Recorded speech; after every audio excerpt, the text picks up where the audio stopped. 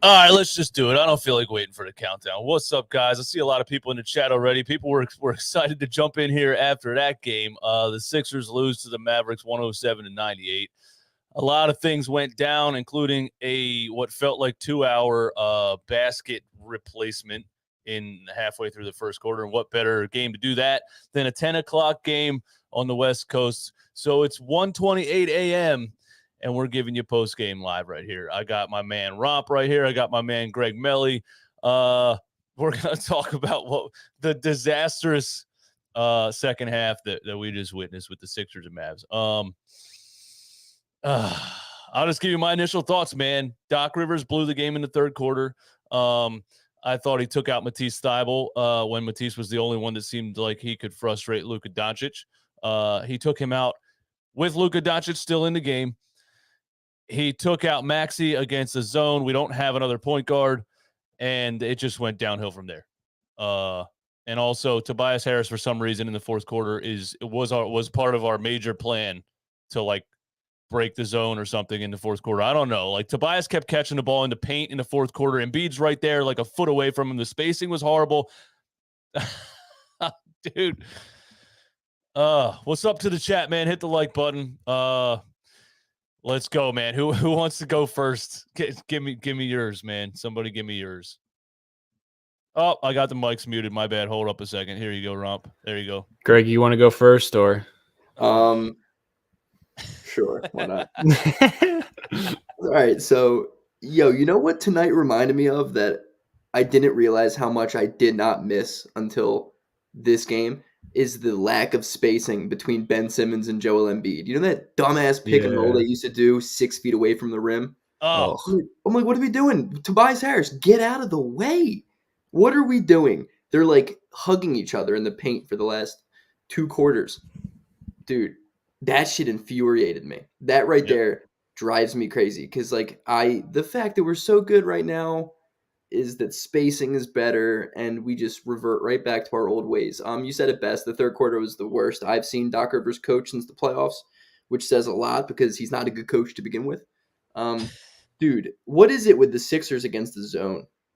Like, isn't the whole point with like Niang and like these dudes that can shoot threes? Like, why are we not playing them when we're going up against the zone? Why do we have to play Danny Green? Danny Green single-handedly lost us that game. Danny Green and Doc Rivers are the reasons we lost that game. Danny Green's technical foul completely switched the momentum of the game. Oh, yeah. His defense is terrible. Why is Doc Rivers picking Luka up 3/4 of the court? The dude's bringing it up at the opposing free throw line, and Danny Green's full court pressing him. What are you doing, dude? He's not fast enough to guard anybody, let alone Luka Doncic. We got cooked. Tobias Harris only shot the ball 8 times, though, so that's kind of cool. I like seeing that. I think it's partly. I don't want to cut you off, Romp, before you go, but I think it's partly Doc Rivers' decision making and just absolute lack of like players on this roster. Like I know we're second in the East. Everybody wants it. We beat the Memphis Grizzlies, and we're all being too negative when we're up here on the stream. The team is not good enough, bro. Maxey's the only point guard on the entire roster. When he's out, we're screwed, especially against the zone. Go ahead, Romp. I just don't understand how Tobias Harris could be 6'7" and only have 3 rebounds. Like Seth Curry had as many rebounds as Tobias Harris. It's like, and then more rebounds. There's a loose ball at the end of the game, and if he dove on the ball, it probably would have been a jump ball or it would have like messed up Jalen Brunson. But he just allowed Jalen Brunson to get on the ground and get it. It's like he gives no effort. He gets blown by defensively. Like he's one of the worst defenders I've ever seen. And then I'm looking at the box score. I see Joel Embiid has 33 minutes, and then I see Luka Doncic has 40 minutes, 28 shots, while our star player Joel Embiid only has 17 shots. So it's like, how do you expect to win the game? I mean, Doc Rivers is like, oh, Joel Embiid can't go in before the 7-minute mark. He can't go in before that. It's against the law. It's like just no creativity in the offense. Even if you get James Harden, it's going to be the same thing. Because Doc Rivers is a horrible coach. And if Joel Embiid does his thing, he can bail him out basically every night. But in the playoffs against the Heat, against the Bucks, I mean, they're going to be coaching. They're going to be out coaching Doc. So it doesn't matter who we get. That dude's got to go. It's that simple. Yeah, I tweeted during the fourth quarter And I said, Doc's going to wait until exactly 7 minutes to bring Joel back. And he actually waited until 6 minutes to bring him back. And we were getting destroyed. And like, I just don't understand the rotations. You're missing players. Tyrese is your only point guard. And you got Joel only played 33 minutes. Maxey played 36. I just don't get it. I don't understand. I don't understand how Maxey can only play 36 minutes when you're down a point guard. I used to watch Allen Iverson play 48 straight. No breaks at all. He was a young, high energy point guard. Like, dude, Tyrese Maxey could play basketball for 3 hours without stopping. And what are we even if doing he's here? slowing down, Tyrese Maxey slowed down is still faster than everybody else on the court. Exactly. And he was cooking to end the third quarter. And then what do? Oh, yeah, let's just go away from him. Let's just make him run the plays and pass the ball and make him into a robot. Let's just do that. It's crazy. Yeah, when you took Maxey out, it was over. Against the zone, I mean, what do you need to break a zone? You need 3-point shooting, but first you need somebody to penetrate. We don't penetrate the zone. Maxey's the only one that'll do that. And when we throw it to Joel and they double immediately, we don't swing. We're the slowest team I've ever seen at swinging the ball on the perimeter too. Like, he kicks it out and it stays there. It'll be Seth Curry holds it. Tobias Harris, like, against the zone is terrible because he's the definition of a run stopper. Every time he gets the ball, he holds it for 3 seconds, analyzes what's going on, and then passes it right back to the dude who already passed it to him. I'm like, Toby, bro, this ain't CYO basketball anymore.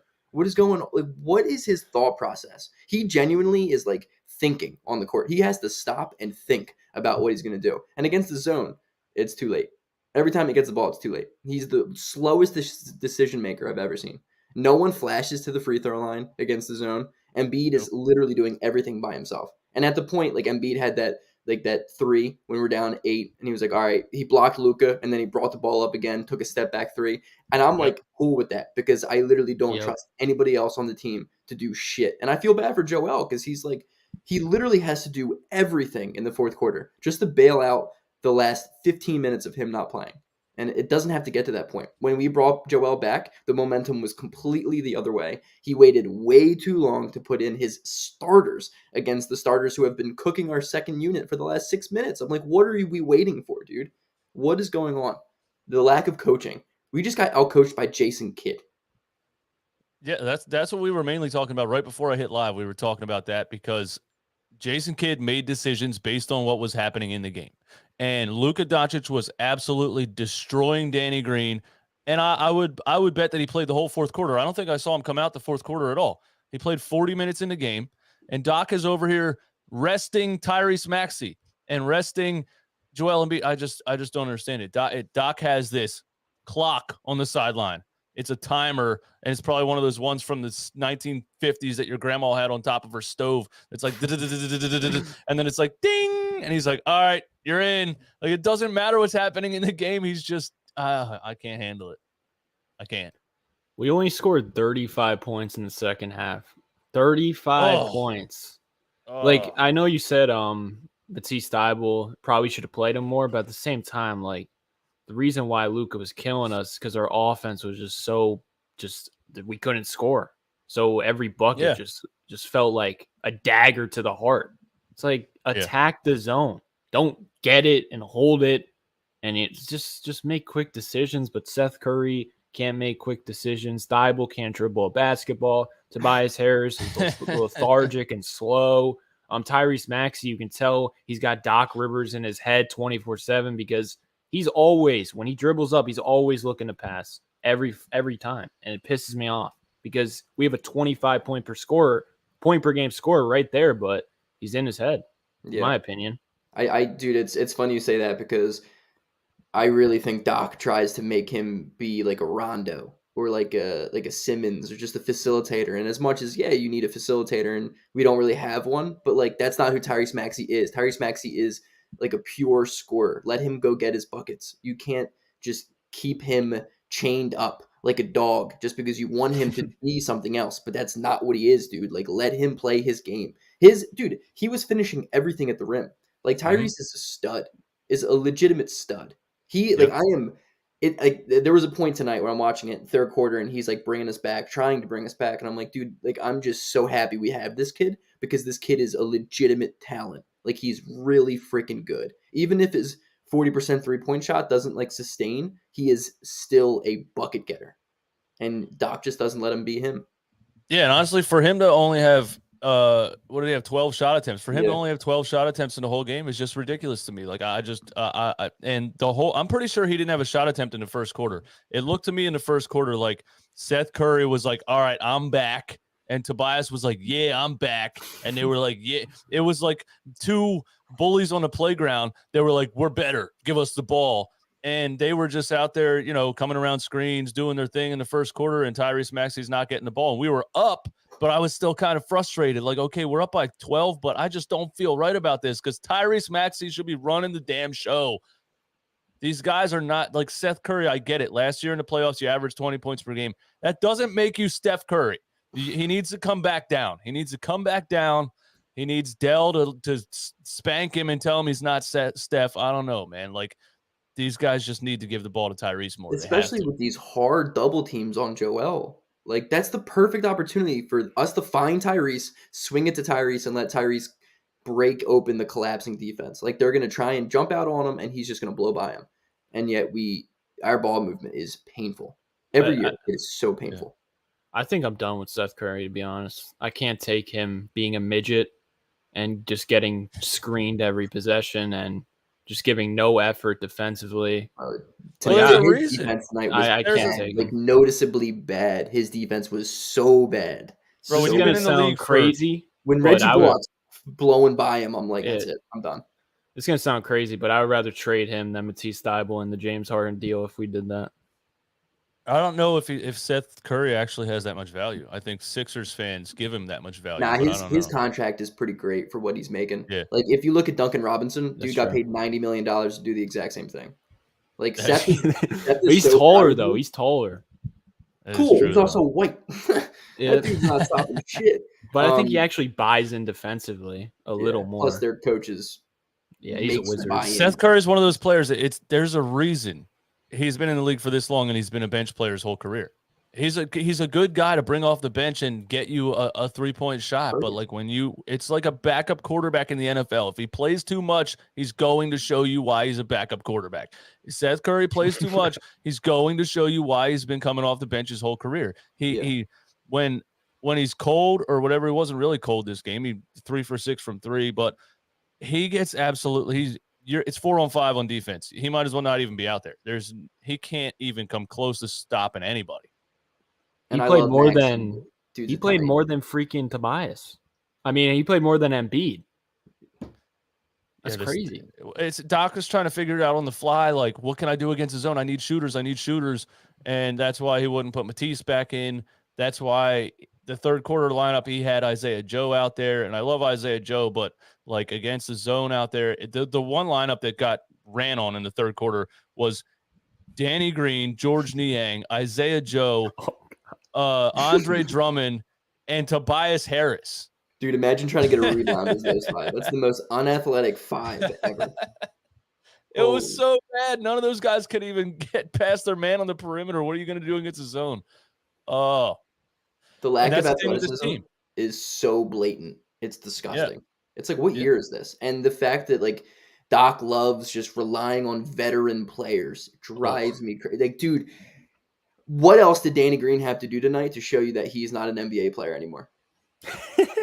If I see him step on the out-of-bounds line one more time anything a three-pointer, I'm going to lose my mind. It's every game, at least once, twice a game. And that's the thing with this team, their lack of athleticism. Anytime we play a team that can run a zone the right way, we're done for. That's it. That's why the Heat dominate us. Any well-coached team kills us. And it's been happening for years. Like Joel Embiid with the 1-point game against, or the 0-point game against the Toronto Raptors because they ran a zone and nobody on the team can do anything. So Embiid's getting triple teamed as soon as he touches the ball, and there's nobody can stop it. I don't know. I don't think a James Harden trade fixes this. I think you need a whole team change. Dude, but like listen, like if the reports are true that like Brooklyn just has no leverage, and if we can make a move without getting rid of Maxey, I don't care who else is in that deal. You make that deal. Because like Doc is a terrible coach. We just get as many good NBA players as you can to just make up for the fact that our coach is terrible. Like literally, he's awful. He's awful. He He's And not is. good. I agree. He's I gonna agree lose he's his not job. Like you got to look at like Doc's gonna lose his job if we underperform with James Harden and Embiid. And like at the end of the day, that's kind of what I want. That is true. Mr. But, Rudy Poo, thanks for supporting the channel, man. Now we want to keep Thibault. But we are defensive anchor, Danny Green. Add Matisse to a trade for an offensive player, and we will be first-round exits. Listen, I agree that Thibault's defense is great, and I battled it on Twitter tonight. I was tweeting, like, where's Matisse? Because he was the only one that seemed like he was frustrating Luka Doncic. But Romp makes great points, too. You're playing 4-on-5 on the other end. If it's somebody like James Harden, you have a better chance of outscoring the other team. You know what I mean? There's a lot of games in the NBA where not a whole lot of defense is played and teams win games 130 to 127. So if you give up a defender and you get a James Harden, I don't think it's something that's going to kill you because as you can see, Doc wasn't going to play him in crunch time anyway. The Sixers' lack of two-way players is like, it's crazy. We have too many specialists. We have too many only offensive dudes or only defensive dudes. We have no one who plays both sides of the court. We have Embiid and Maxey sometimes, but Maxey's undersized and he can only do so much. But we just need dudes who can literally play both ends of the court. And if we can somehow go out and do any type of trade to just find any two-way player at all, it'll make the Sixers exponentially better. It's been like that for a long time. Oh my God, it's brutal, dude. It's brutal. It's so hard to watch sometimes. It's like Matisse had a easy and one at the end of the game to make it a 1-point game. He misses a layup, gets fouled, and bricks 2 free throws. It's like I'm playing at a junior college. That's something I would do, a junior college player. But this is an NBA fucking player. Like I was watching with my friend who's on the team, and I was like, "That's our team right there. That's what that kid would do. That's a junior college move." Yeah, it's like, come on, bro. You're an NBA player. Dunk the ball. It's crazy. That's ridiculous. Aaron Cabbage, what's up, man? Thanks for supporting the channel, bro. Doc really brought Green in for Matisse for shooting. For reference, Matisse was 1 for 3 from 3 up to that point. Danny was 0 for 5. That's our 3-point specialist, baby.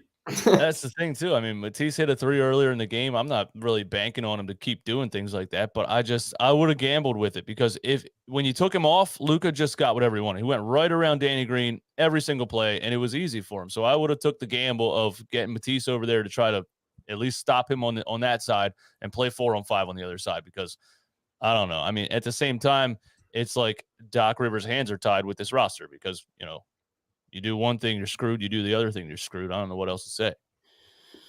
Yeah. Like as much as we clown Doc Rivers and 90% of the time he deserves it, but like you said, like what can he do? Like, who can he put out there that is reliable or dependable at all? Rob says this is the Sixers' biggest problem. They still have the NBA version of Mike McCarthy. That's kind of true. Is he going to get fired? Because that's my thing too. I don't have faith in these owners to know enough about basketball to fire Doc Rivers. No, they won't fire him. Are you kidding me? It's going to take another 5 years. So, yeah. Dude, how long did it take us to fire Brett Brown? Holy shit! They gave him a 3-year extension when he should have been gone. Yeah. Dude, it's crazy that the Mavericks shot 29% from 3 and they still beat us. Yeah, they're one of the worst 3-point shooting teams in the league. Yeah, I feel bad for Luka, dude. That whole team is just brick makers. It's a bunch of construction workers. Dude, if they could make threes like they did in the second half, they're probably winning the West. Because Luka's that good at getting open threes. Yeah, especially when he gets in shape. Luka Doncic had 33, 13, and 15. I do like Jalen Brunson, though. Brunson was nice. Jalen Brunson's nice. I feel like Seth Curry was trying to guard him at times. Seth Curry was trying to guard Jalen Brunson at times, and he just put his shoulder down and literally went through him like he was playing against a 5-year-old. That's all he had to do. Dude, the lack of athleticism is just, it's so painful, dude. These dudes are professional athletes. You think they could just be more athletic? You think Seth Curry would add weight, Yeah, they're just strength. He's like skinny arms, but his belly's huge. I'm like, dude, what is your off-season regimen? What are you doing? You're like 7 years in at this point. You got to realize, look in the mirror and be like, this isn't working. I'm wheezing out on the court in the second quarter. It's not working. Yeah, and Steph has more muscle and looks like. Do you think Steph, works out more, or do you think that's just like he's like genetically just more gifted than his brother?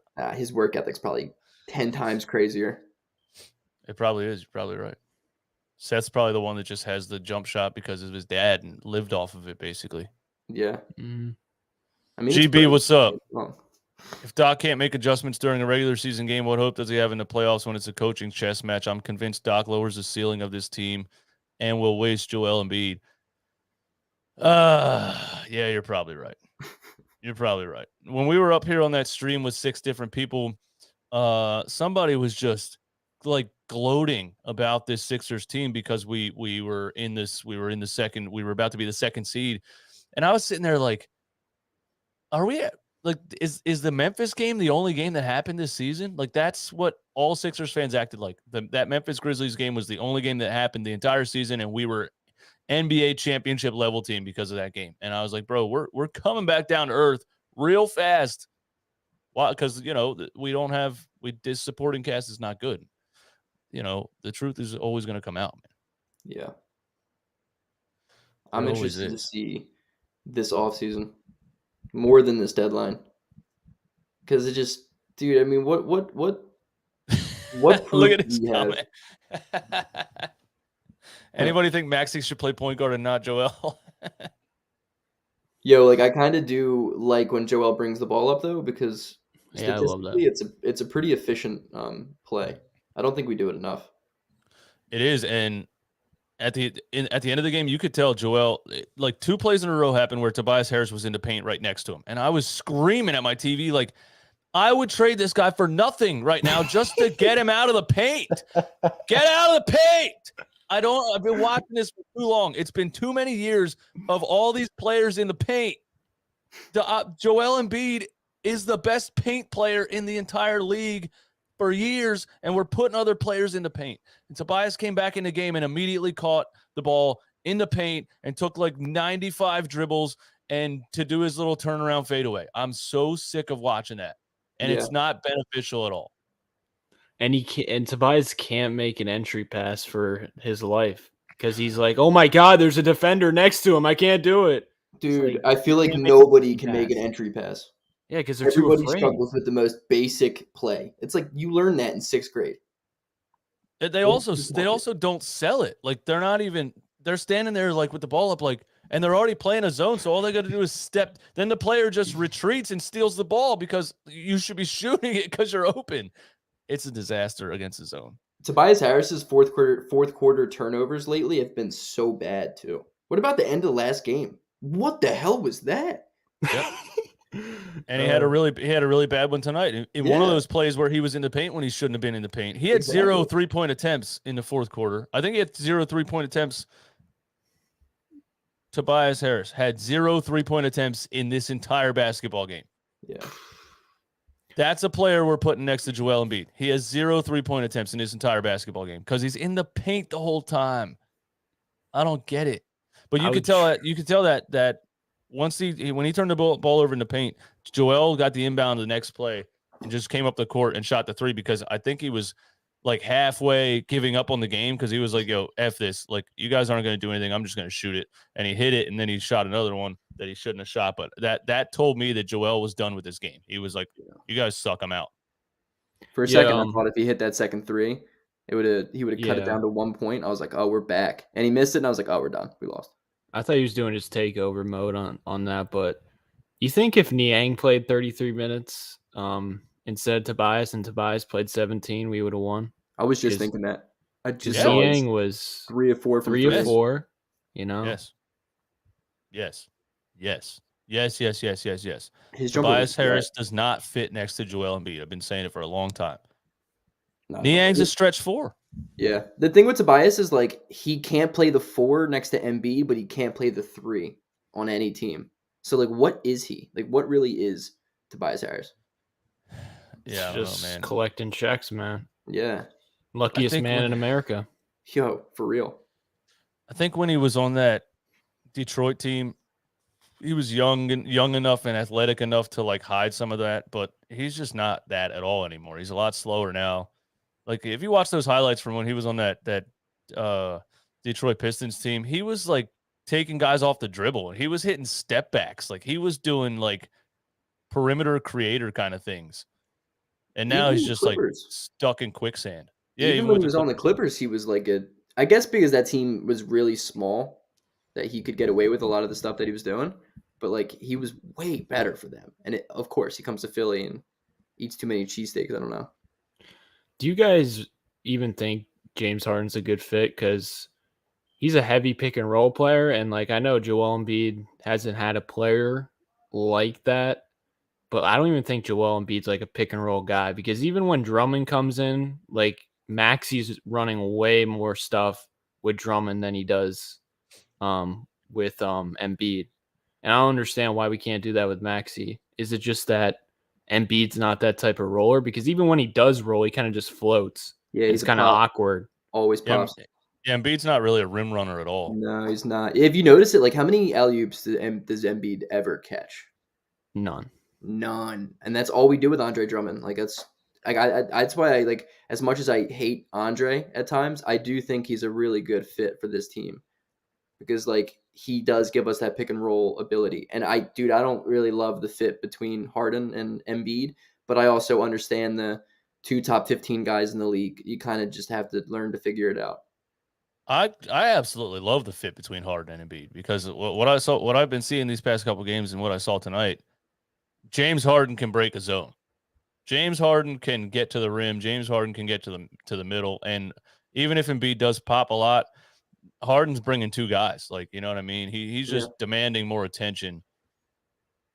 And he just has, Tyrese Maxey's not an elite level point guard at this point in his career. I think he can be one. He's learning how to be one, but James Harden is just elite. I just think it would be unstoppable. And maybe James Harden and Embiid and Tyrese Maxey coming off the bench. I feel like that would be a really, really deep, strong team. I even think Maxey and Harden's fit's good. Like I like that between those two. Defensively, no. I mean, obviously we're gonna get burnt like the whole game. Like the only dude that could possibly make this team's defense worse is James Harden. But like offensively, I think those two together, especially for like the next couple of years, that could be disgusting.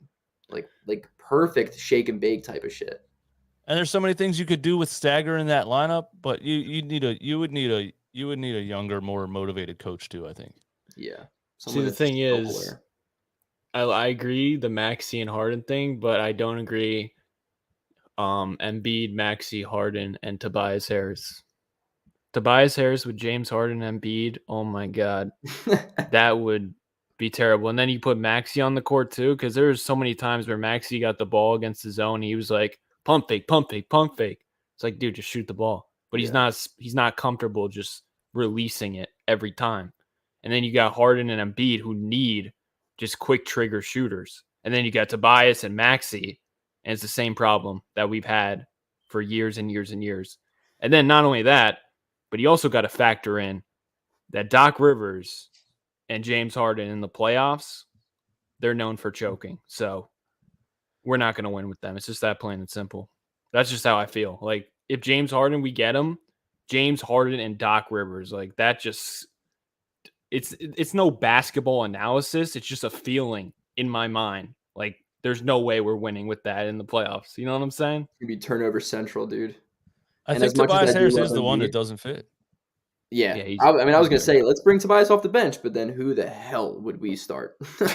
Charlie Brown Jr. Oh, my. Yo. What about Paul Reed? Why not Paul Reed? That's what dude, in our 6-man roundtable, I was like, Charles Bassey, cool, but like, why? What did Paul Reed do to Doc Rivers or his family that he can't play basketball anymore? I don't know. I love him. I love his energy. I don't think he has a whole lot of like basketball skills, technical skills, like fundamentals, but I love his energy. He flies, dude. He flies. Dude, he's reckless, and we need that. We do need that. Who's just reckless. Yeah, he is. He is one of those guys, man. He just comes in and he's going to dive on the floor and he's just one of those guys, man. And we do need that, because especially when you watch a team like they look tonight, man, and they're just sluggish and the zone just puts them out of it, man. Yeah, it was rough. Hopefully, Harden's it's not just a scared to time shoot. thing. We have a lot of all-star level pump fakers. That's an all-time comment. That's why I love Niang. Exactly, man. Niang will just catch it and let it fly. That's what you got to do. You can't. Like Seth. You're not always going to get a perfect look. Why do you pass up so many open shots? Oh, Eastwood, you got to bring up your tweet in the first half about Tobias Harris. That was a banger. What did I say? You said, notice how Tobias doesn't shoot it every time the clock is running out.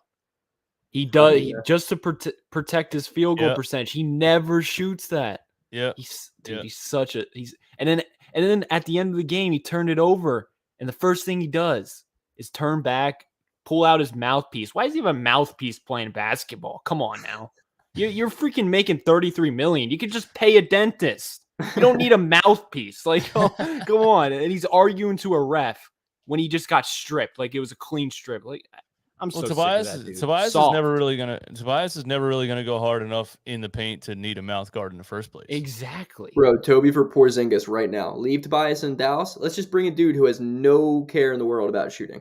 He does love shooting, and he doesn't like going in the paint. Yeah, but where is he right now? Who cares? He's never on the floor. Dude, I wish Tobias was never on the never floor. plays. God. So do I, but Porzingis never plays basketball. Every time I watch the Mavs, I'm like, where's Porzingis? I don't know. I don't even know what his injuries are anymore. I don't get it. Dude, he's just underweight. He's like 160 pounds, and he's wondering why he's hurting his ankles. He's just made of bones. But what a loss, man. Staying up this late to watch them lose like that, man. This is just it's what the Sixers do to us every night on regular time, but making us stay up this late and do that same thing adds to it. It adds to it, man. I'm hoping they lost because they're just sluggish because of what's going on and everything that happened. 240 in the chat. Hit the like button on the stream. Show love to your boys. Follow Romp, follow Greg Melly, follow the YouTube channels. Romp is Sixers Talk with Romp. Greg Melly is Greg Melly on YouTube. Follow the guys. Call into the show, man. We'll take some calls right now if you want to voice your frustrations. There's 240 people that are still awake after watching that debacle. I know some of you got something to say, so go ahead and call the show. We'll have the conversation, man. Rude 2001, would you have preferred Tyronn Lue over Doc Rivers? Yes. Bro, like the Clippers are killing it and everyone's out. Yeah, there's a couple reasons. Yeah, it's a good question. There's a couple reasons I would have preferred Tyronn Lue. And one of them is that he's just younger and more motivated to prove himself and make decisions. And, it's the same thing, man. It's the same thing everyone says about Doc Rivers. Paul George said it. He warned us. Paul George warned us. We got a caller on the line, man. What's up? Yo. What's happening, bro? Hey, I called before the other day. What's going on, man? Of course, I have my man in the background. Hey, it's difficult to watch, bro. We don't have a professional scorer. And the one we do have, they got clamps on him. Maxey can go get you a bucket. You need somebody that can go and get you a bucket. That's what you need. Now, Joel Embiid has to have somebody feed him the ball. Tobias is too stiff. It's like watching a stiff play basketball. Look like he's about to go to the grave or something. But, hey, the thing is 6'9", 6'8". How are you that big and not able to make your own shot? I don't know, man. I don't know. And he finished the game with 3 rebounds. 3 rebounds? Maxey probably had more rebounds than that. At least he has his mouth guard in. Man. You can't put him on the bench because you're going to have a max player on the bench. Maxey had 2, but you know who tied his rebound total? Seth Curry. Oh, come on, man. Y'all hurt my heart more and more. That I had to watch this debacle that we can't score nothing but 35 points, as my man said, in the second half. They can't solve the zone. Every time a team puts the zone out there, every single time, put somebody in the hole. They can either draw or kick. Do they know fundamental basketball? Take the jumper at the free throw line. I don't think they do. Hey, man. How do they know? How do they still not know how to beat a zone? Their spacing is terrible. It's like they still don't even practice trying to beat a zone. But the difficult part for me is simply this, bro. fundamentals tells you, you put a person right in the hole. Right in the hole. He either takes the jumper or passes it. They were passing the ball high. You bounce past that ball down in there. You don't pass it high so you can get the deflection. They running the other way. That's why they were able to score, because they were getting all kind of steals. Yep. I feel you, man. Yeah. All right, bro. Hey, I'm thanks going for the to call. keep it short tonight, man. Thanks for the call, man. Appreciate Later. 3 rebounds. What? So who? I mean, yeah, we do need a bucket getter, but who is it? Who is Bro, it? if Harden's price in Brooklyn is Ben Simmons and Danny Green, yeah, you do that. Obviously, you do that. Yeah, that's what we're going to talk about. We're definitely going to talk about that. Let's talk about that. All right, because people don't want to give up.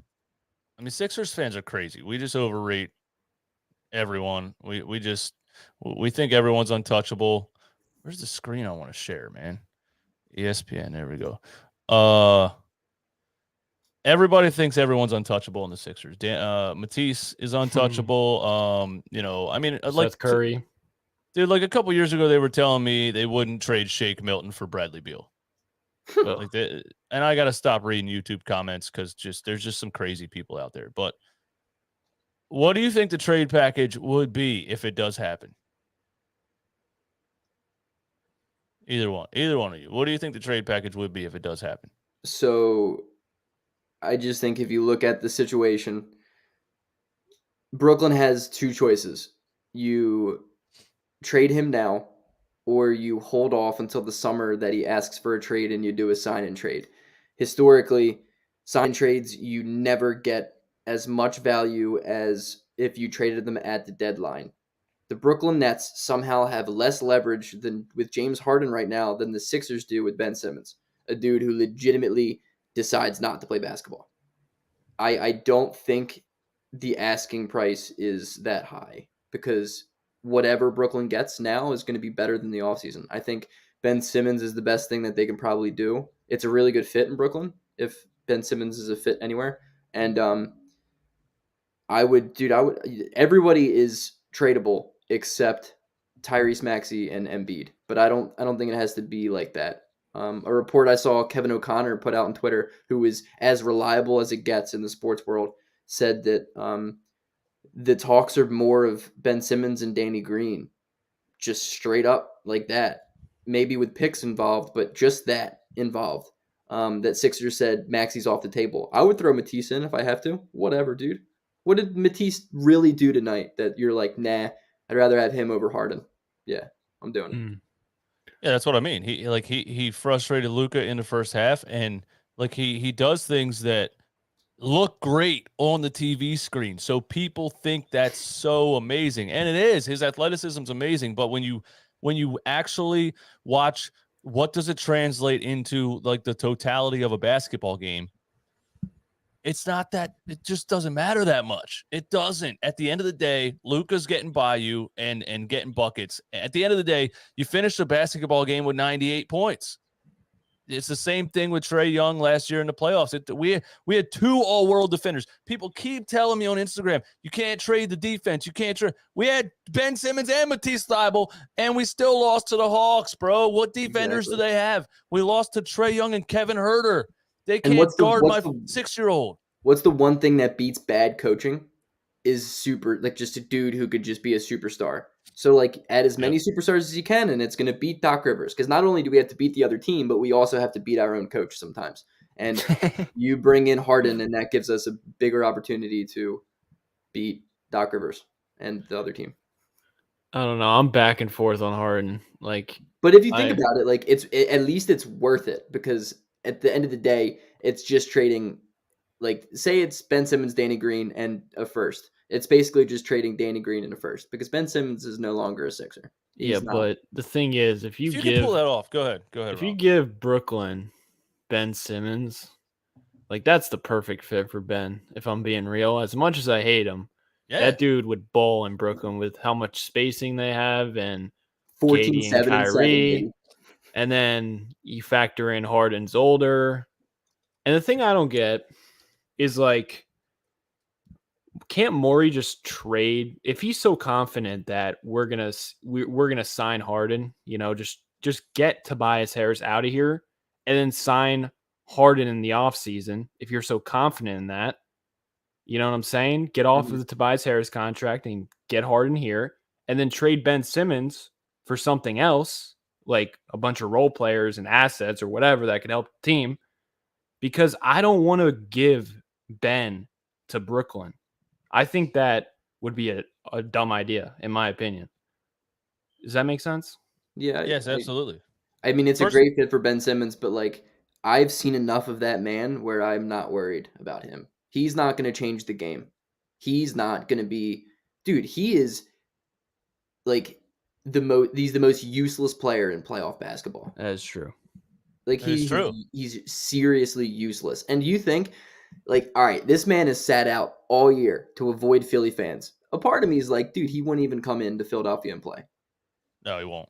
And Kyrie's not playing in New York in a series, so like, and Joe Harris is out all year. Like, I don't think Ben Simmons really pushes them over the hump. But I think my this. bad. This is the thing about Ben Simmons sucking in the playoffs, and he was drafted number 1 overall, and that's his expectations. If he gets traded to Brooklyn or a team like that, like Brooklyn or the Warriors, he gets to like rub it in everyone's face. Ha, I don't have to be as good as you thought I had to be. I get to play here now.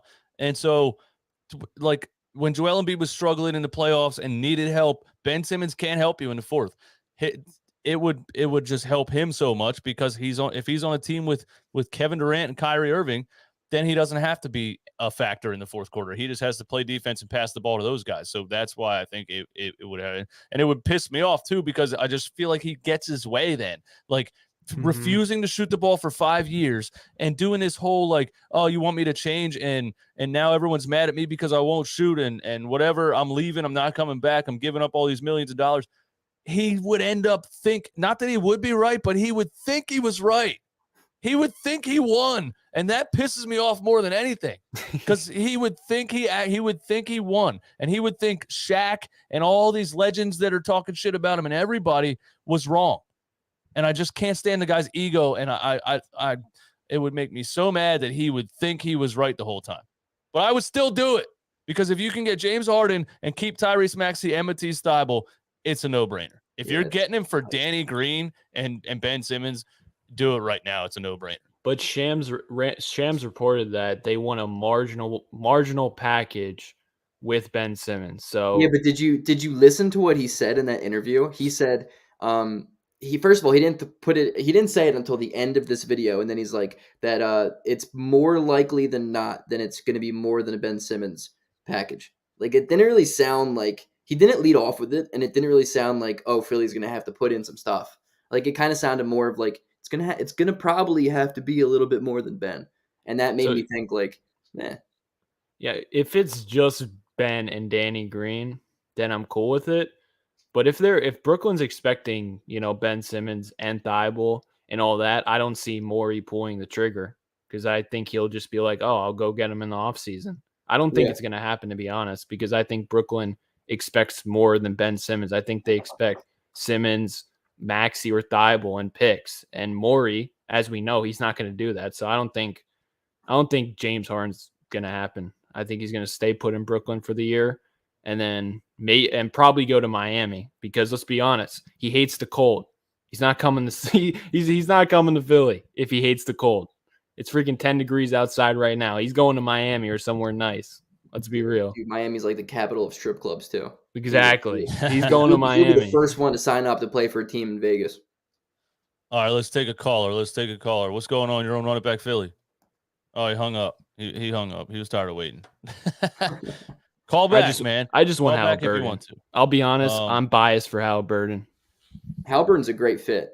I mean, fit-wise, he's a great fit in Philly. But I just think if this, like, dude, I made a video a week ago saying I don't think Harden's a good choice. If it's like if we have the opportunity to choose between a couple guys, I'm not going Harden. But if it's gonna fall in our lap the way that tonight made it seem like it could, I think we would be stupid not to. Here's why you have to go Harden, because you're not going to have to give up a lot, because the Nets are not in control. He's on the last year of his contract, and he's frustrated with the Kyrie Irving situation. Kevin Durant's injured. He's like, what do I have out here? That's why he looks terrible right now. He had 4 points last night, but people were saying he looked like he wasn't trying to do anything. I think he's like, this team sucks. I'm going to turn 33. I don't want to play for this team anymore. This is terrible. You know what I mean? I think it's like, but that's exactly why I don't want him to. Well, we have a good team though. Yeah, but he's not a winner. You know what I'm saying? He's not a winner. No, we have. I don't want that near Doc Rivers and Joel Embiid, who haven't got over the hump in the playoffs. Like, yeah, we have Joel Embiid though. Harden hasn't proved anything. He hasn't proven winning by himself. He hasn't proven winning with Eric Gordon and PJ Tucker. I mean, he has had help though. Like, I mean, Chris Paul was as good of a dude you could put next to him, kind of. And I mean, they gave him Howard. Obviously, Dwight Howard sucks, but I mean, like, they have tried with James Harden. And I mean, I see where you're coming from, Romp, because like I don't like James Harden. I don't really respect him. I can't stand him. But him and Joel Embiid is the championship pairing. Yeah, that's why I would do it. Just because he's that good. He's good enough that you risk it. You have to go out on a limb and make a decision that might look be at hard. it like this. When Kyrie and Durant were healthy and they were all three playing together and Harden was taking a back seat, he was just out there. His stats were like 15 points, 12 rebounds, and 19 assists. Like, he was just dishing a rock. That's all he has to. That's all we need you to do, bro. He can penetrate. He has incredible court vision, and Joel Embiid's the MVP. You have an elite number 2. Yeah, I think I'm more on board if we do the deal before the deadline than the offseason. See, here's the problem. My take has nothing to do with basketball analysis. I just don't believe Harden's a winner. So, like, Joel Embiid's a winner, though. I mean, caller on the line? What's up? Hey, what's happening, fellas? Daddy Taylor from Jersey. What's good? What's going on, man? Shout out to Jersey. You already know. Hey, listen, real quick, man. After tonight, man, I just want everybody to know, it's funny when we look back and we talk about Harden and all this extra nonsense. Damn, some James Harden. Get us some rebounding help for Embiid. The fact of the matter is, from the 4 position, we're getting no rebounds whatsoever. Between Nang and Harris, they're not helping JoJo on the boards whatsoever. I mean, with the exception of Andre Drummond, him and Embiid could never play at the same time for obvious reasons. You know what I mean? But that's the only person on that team that actually contributes on the boards. You watch the game this evening.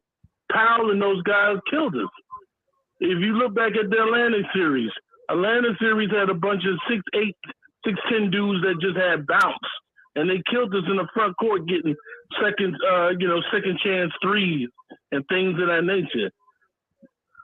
You understand what I'm saying? So you're looking at a front court, they're like, all right, Tobias is 6'8", 6'9". Lang, he can barely jump over, ruler. You understand? But the fact of the matter is, you're out there limited in regards of rebounding help.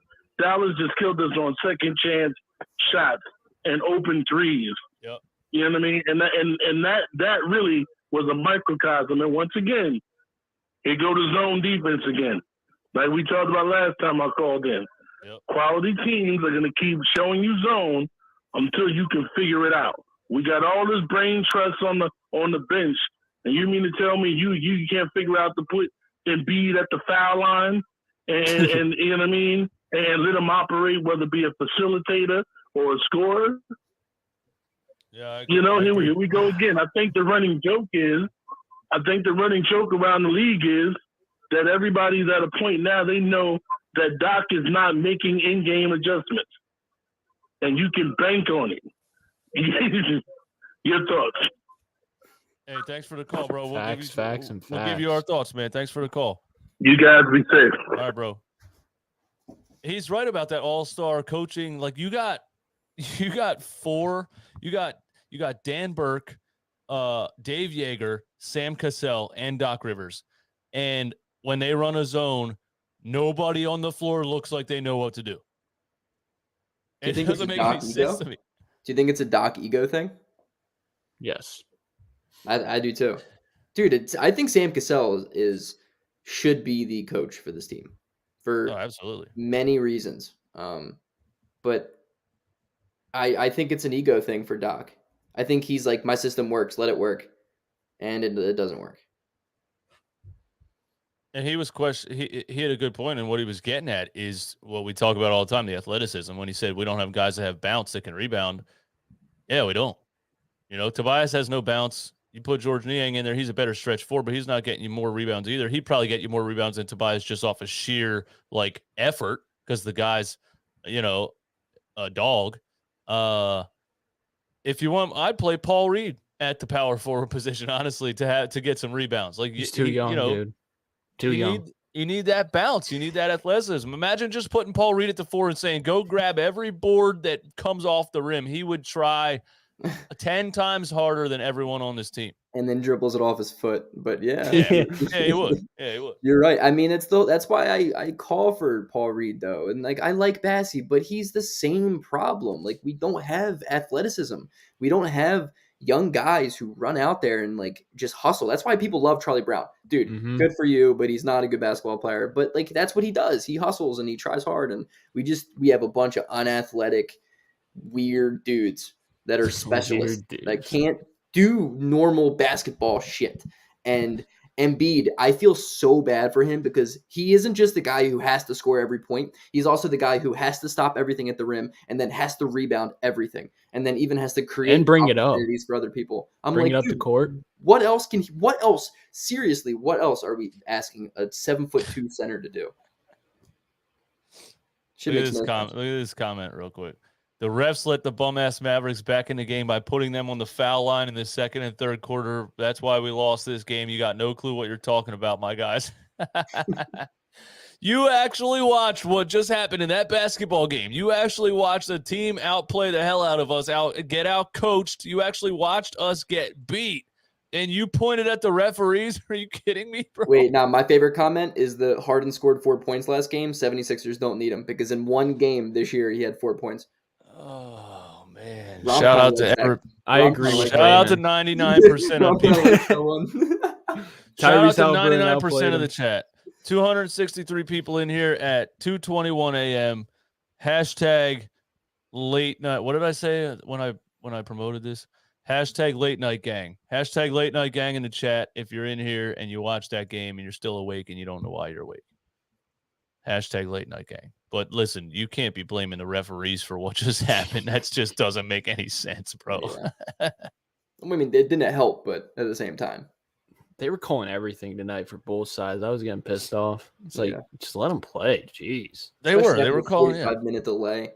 They were. We had 22 fouls. They had 18. I mean, listen, like Embiid got some calls that the crowd was booing, and in the back of my mind, I was like, yeah, I kind of understand why they're booing, man. Like, yeah, like lean in, throw the ball up, scream. Referee calls it.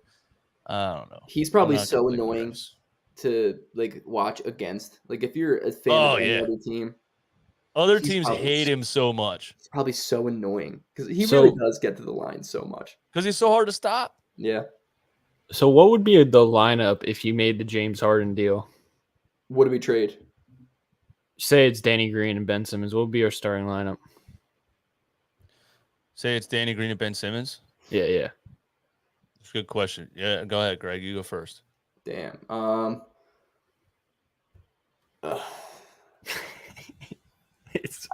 Dude, why are people saying James Harden is slow? Why are people saying James Harden is slow? He's slow, bro. No. Sneaky. He's sneaky quick. That's what he is. He's always good at changing pace. I'll give you that. They've always said he has an old man game. He looks slow. But it's like Shake Milton. Shake Milton is a change of pace guy. I miss Shake Milton. Me too, dude. Luka Doncic is like that. He looks slow as hell. Exactly. He beats people. But I mean, you would have to be like Maxey. I think you would start at least try it out. Maxey, Harden, Matisse, Tobias, Embiid. And can we just get rid of Tobias? Ask Matisse to guard 1 through 4. Oh, dude, I would trade Tobias. I'm fine with Harden, but I cannot see a lineup with Harden, Embiid, and Tobias. I will run through a wall. That would be vibes, dude. I can Oh no my longer God. see a lineup with Tobias and Embiid. That's it for me. This is it for me. Yeah. This is it for me. He That's does why, not dude, fit. Harrison Barnes, man. Harrison Barnes and whoever else the Kings want to dump off. We'll give I them like all our picks. I like Yeah. that trade package, but now that I think the Nets are offering, now that I think the Nets are listening, man, it's gonna be James Harden. It just is.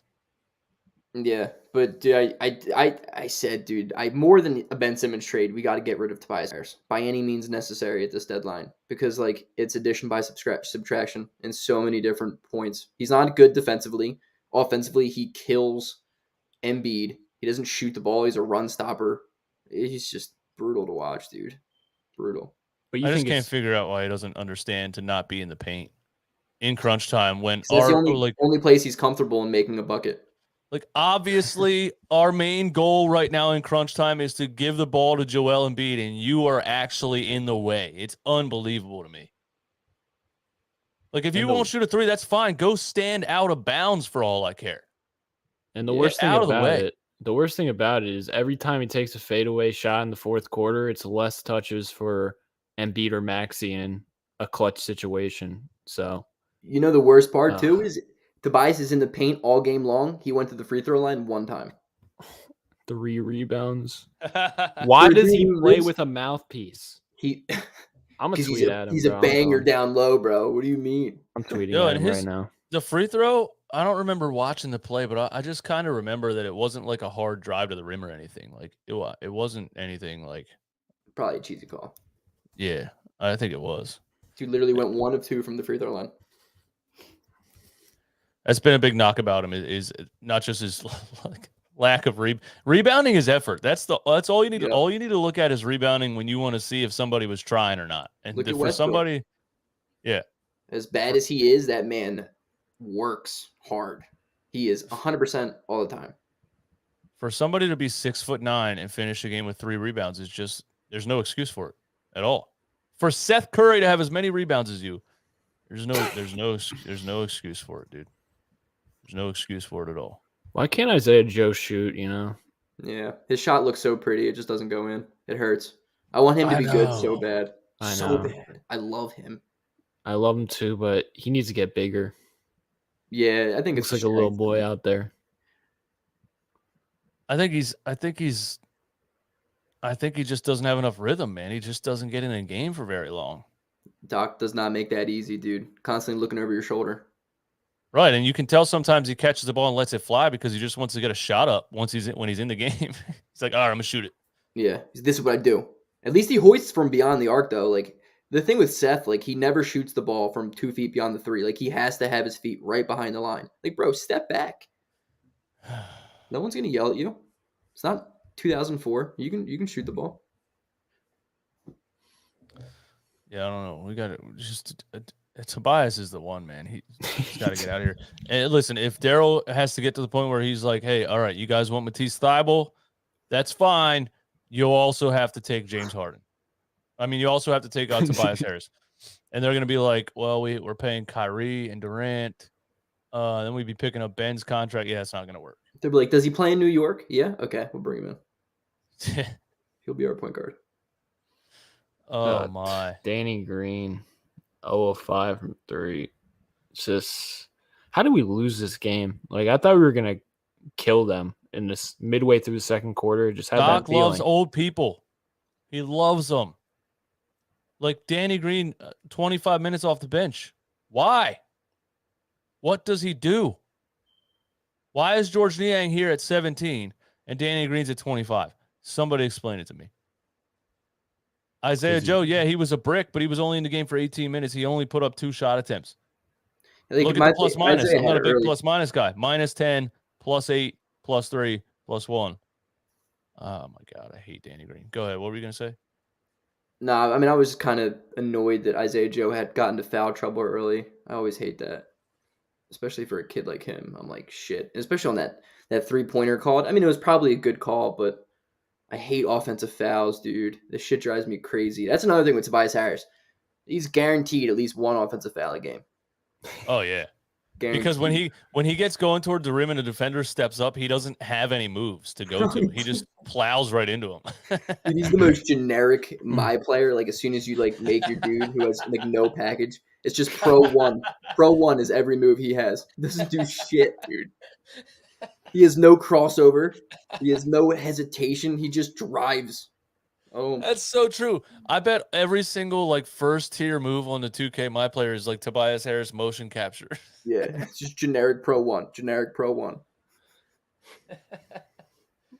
The sad thing is we're probably not going to be able to trade him. So No, Yeah. you can't trade him. You can't. He's not good enough for that contract. Nobody's paying that money. You're gonna have to release him and pay him. Like, Josh worst Harris is case- gonna have to come out of pocket. Listen, Josh Harris, you're a billionaire. All right, cancel the contract, pay Tobias his $130 million, and let's move on. is that possible? I don't know how it works. Yo, imagine that though. I'm down. Worst case, like all right, like I'm before the people in the chat start going crazy and calling for my neck. I'm not saying these trades are what I want to do. Hot take. But I'm just gonna say like worst case scenario with Tobias Harris trades. Like think about what we could match him up with. Like you would have to probably attach a first rounder, like a protected first rounder down the line, just to get his contract off the books, right? So like avoiding that, what would be the move? Like John Wall. Like, is that the level of Tobias Harris? I'm not saying, guys, that we're going to trade Tobias Harris or we should trade Tobias Harris for John Wall. But I'm saying, is that the level of Tobias Harris's contract? Absolutely. Right? That's what I think, too. Yeah, I believe, it is. Go. You no, guys- I believe that literally, like, I mean, is John Wall? John Wall's an athletic rebounder. Like, him with one knee is more athletic than Tobias Harris. Trade Toby. Well, I and think if 15 you're second trading round picks. if you're trading Tobias, you're trying to clear cap space, not bring back John Wall's $90 million a year, whatever it is. Yeah, but I mean, you most likely have to match. Yeah, what you it have takes to. match, you know, So you want to trade. Here's what you want to do. You want to throw in a first round pick for and expiring. a bunch of expiring contracts that equal his contract. Well, how many years left does Wall have? John Wall is 2. Oh my Tobias is 35 million. 3 more years God. Oh my of suffering. dude, I can't. I seriously cannot do 3 more years. It's only gonna get worse. It's only getting worse. 3 more years. Listen, in a more free flowing offense, it's just a lot of guys don't fit with a player like Joel Embiid. There has to be certain guys around him. It's tough. Ben dude. Simmons doesn't fit with Joel Embiid. The center of the offense is through Joel Embiid. You have to be able to play a 4 out 1 in. These guys don't fit. In I a gotta different trade. offense, maybe. I got to trade Tobias Harris for Gary Harris and Terrence Ross, and we throw in 1,000 picks. Down. With the Magic, It works with money. I just did it. And that just frees us up so And much. Gary Aren't they Harris- both unexpiring? Yeah, Gary Harris is on a $20 million contract with He 1 sucks. more year left. Holy Why shit. am I not the GM? I Dude, don't know. They paid Gary Harris $20 million. He's been playing well too. He would help the Sixers. I understand Orlando's How about a bad, but two-way what does player? that do for them? Gives them hope. I don't know. Picks. that's all I yeah. got. Send him to Presti, dude. I'm sure Presti can cook something up, and then sit him out. That's what Houston does. If Trade you give them for a dudes couple, when they're playing. it's going to have to be unprotected first rounders to get anybody to bite on that, especially a bad team. Maybe like You know Paul what I mean? Reed and Isaiah Joe too. But Jaden what's an Springer. unprotected first for us, especially if we get Harden? Like, whatever, dude. We're gonna blow it anyway. All right, Yeah. J Rock, it's been fun, man. Now you're blocked from the channel. Go do something else, bitch. See ya. Just what a loser, man. Like, God. Just missed it. what's wrong with some of you people, man? Yeah, dude. He was like, you got to find something else to make a YouTube channel about because you know nothing about sports. Like, what's the point of coming in here and saying something like that?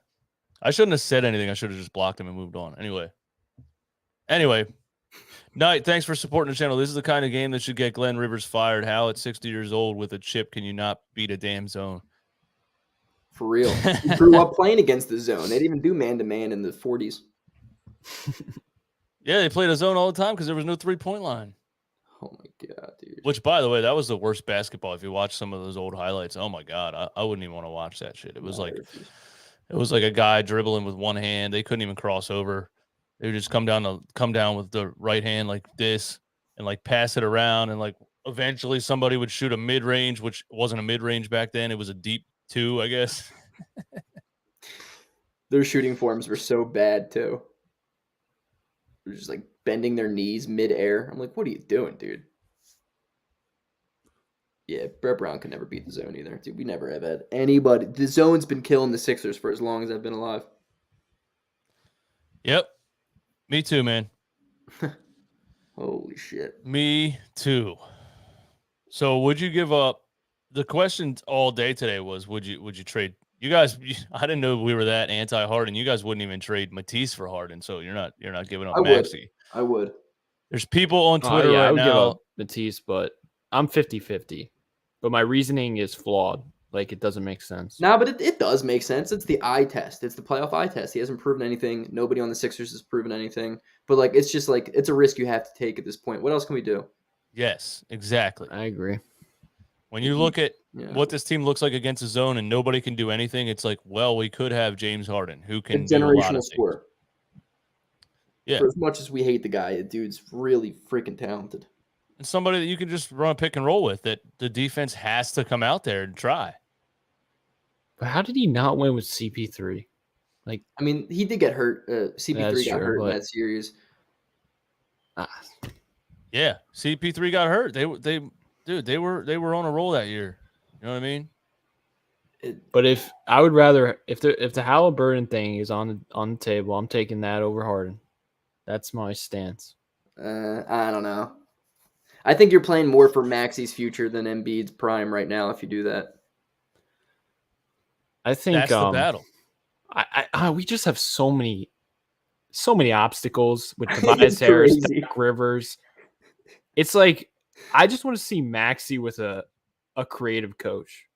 You know what I'm saying? Like, I feel like they would do more 2-man game with Embiid and Maxey, but we have no clue what Maxey's ceiling is right now. I'm not talking about the future. I'm talking about this season, because we see what he is when he gets the keys to the offense against Memphis.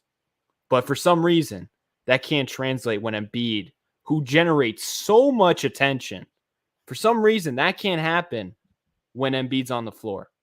And I say that's because of Doc Rivers, and he's stupid.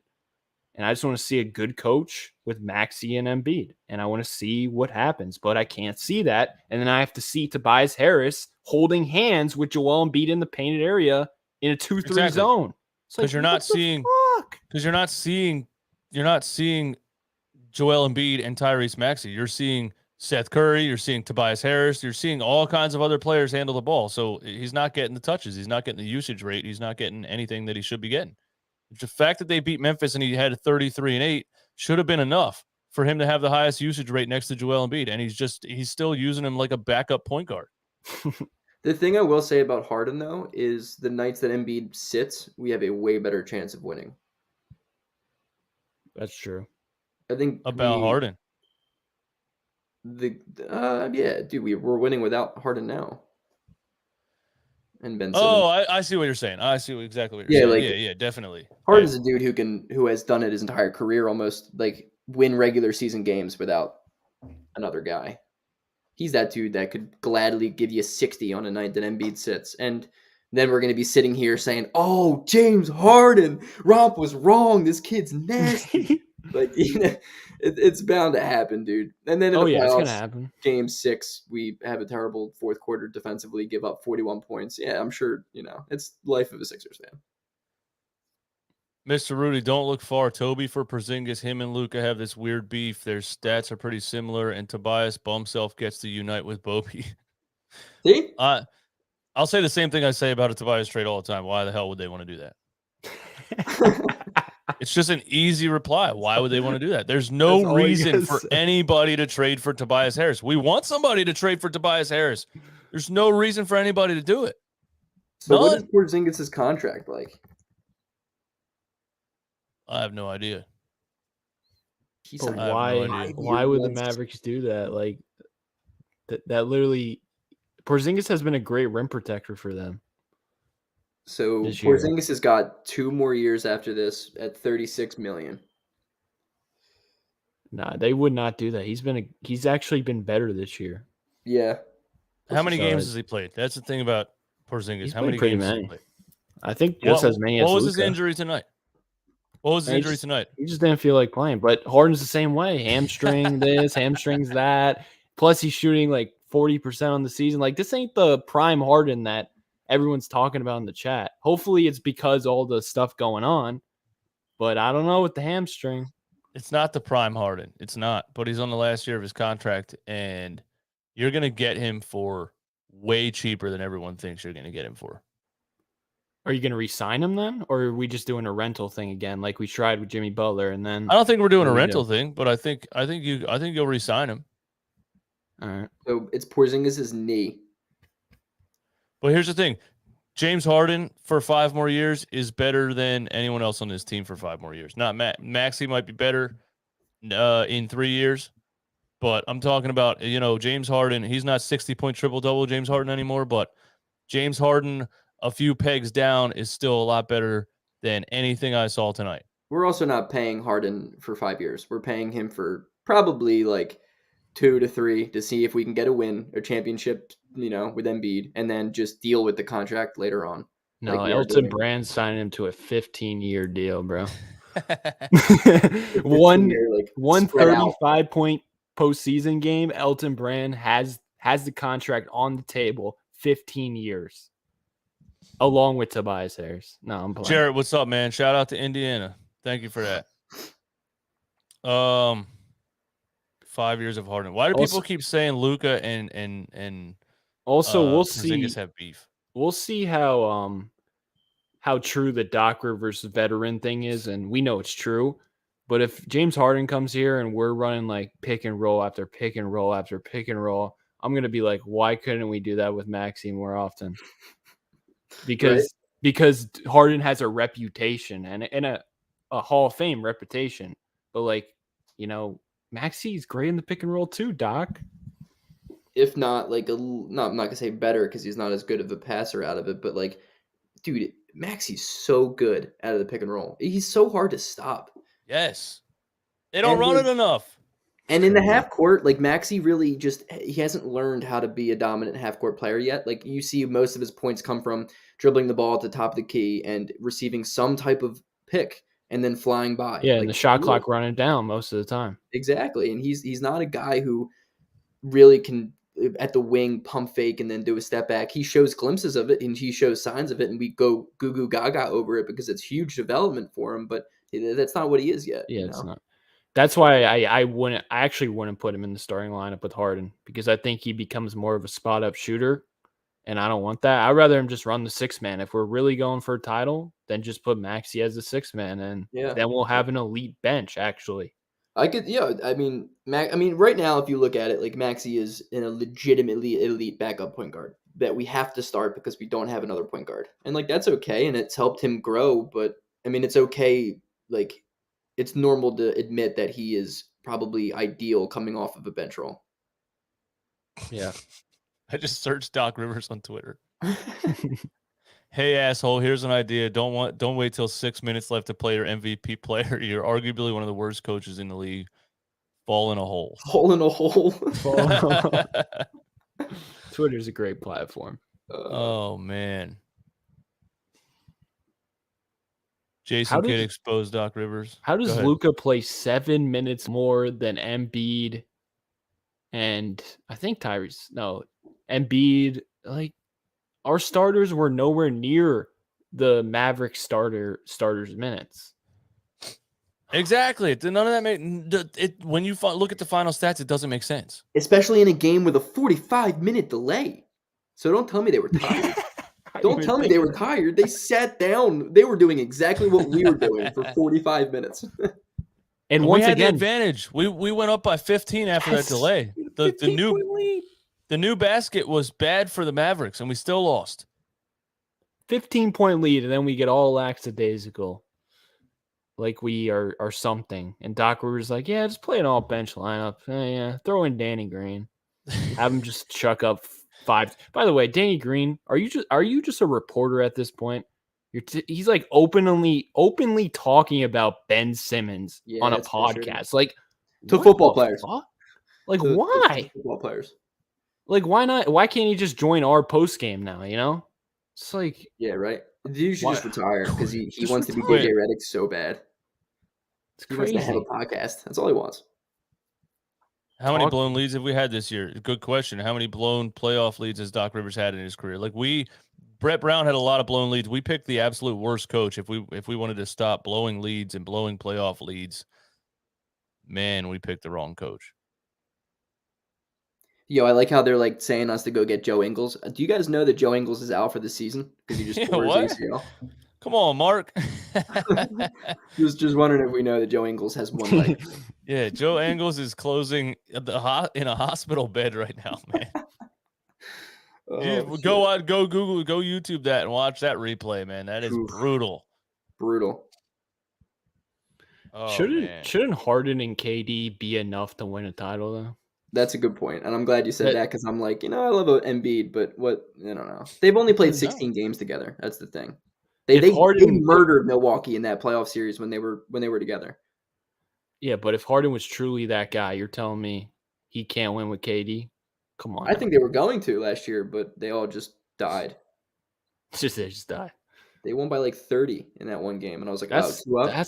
That's my problem with Harden. He requested a trade, wanted to go to Brooklyn, and now because there's a little adversity with Kyrie being in and out and KD being injured, let me get out of here. Let me go fetch on to another MVP so I could disrupt the locker room and then give up 2 years down the road. That's my problem. I don't think Harden's disrupting the locker room right now. I think Harden's realizing this team doesn't has even I play think it's nothing. Kyrie.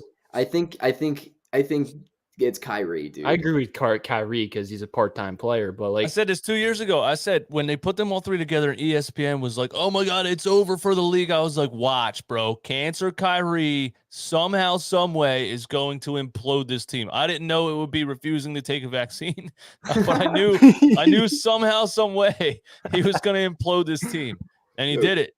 Kyrie's a nut. Holy shit. did Yo, it. but what's crazy is if you like remember how much shit we gave the Rockets organization for making that trade, dude, it might turn out to be like really good. they own their 2027 first-round picks, I'm pretty sure. Yeah. It could be like a solid pick. Because like who says Kyrie stays this offseason? I don't know. Man, they're hoping for 2027 though. I mean, My 5 man years. Trav, my man Trav was coming at Doc Rivers on Twitter, man. You bad at your job. Short and sweet. You owe me like 1,700 over the past few weeks. Get your shit together. He's a better fellow gambler. You should have known. Come on, Trav. Respect. You know better not Trav. to put your money on. I'm following Trav, man. He deserves it. Shout out to Trav. Definitely. Oh my goodness. Where do we go from here, man? Where do we go from here? Well, we'll probably do we start do? winning, and then the atmosphere will change. We're gonna have a game against a team that's can't run a zone like that, and Embiid will drop 45, and everyone will be back to like, oh my God, here we go. But that's the thing, man. All it takes is that one athletic team that runs a zone to kill us. We can't beat it. I mean, we have a tough schedule coming up. We play Chicago tomorrow, and then Phoenix. Then we have an easy W against OKC, and then the Cavs, Celtics, Bucks.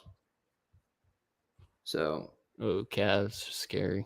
Cavs are nice. Jared Allen and Evan Mobley. That defense, that's actually going to be a really good test for Embiid because they have like 3 centers that they start. That was like what Elton Brand thought Al Horford and Embiid would be, Oh my god. but instead it was horrible. All right, so I think like Luka Doncic took over the game basically. What do you guys think we actually could have done to slow that down? This guy was out here posterizing people. I didn't know he could dunk. Yo, he had 2 of them.